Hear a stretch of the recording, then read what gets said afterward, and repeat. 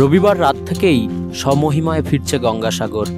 রঙিন হয়ে উঠেছে সমুদ্র তট। ঘড়ির কাঁটায় তখন রাত্রি 2টো। লাখো লাখো মানুষের কলরবের সঙ্গে সমুদ্রের কলতানে মুখরিত হয়ে উঠেছে পুণ্যতীর্থ। পসরাও ঢেলে সাজিয়েছেন ব্যবসায়ীরা। ধূপ দ্বীপ পুজো সামগ্রী থরে থরে সাজানো সাগর তীরে। উপচে পড়েছে মানুষের ভিড়।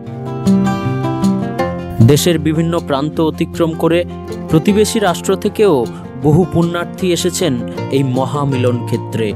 পুরাণ কথা অনুসারে সাগর রাজার 60,000 পুত্রকে অভিশাপ মুক্ত করতে কপিল মুনির সাধনা সিদ্ধিতে দেবী গঙ্গাকে নিয়ে এসেছিলেন ভগীরথ।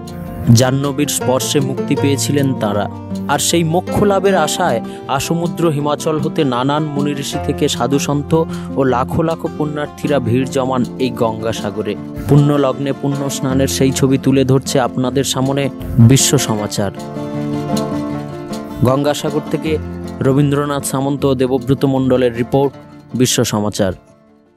আমাদের খবর যদি আপনাদের ভালো লেগে থাকে তাহলে আমাদের চ্যানেলটি অবশ্যই সাবস্ক্রাইব করুন আর আমাদের খবর সবার আগে দেখার জন্য বেল বাটনটিতে ক্লিক করুন।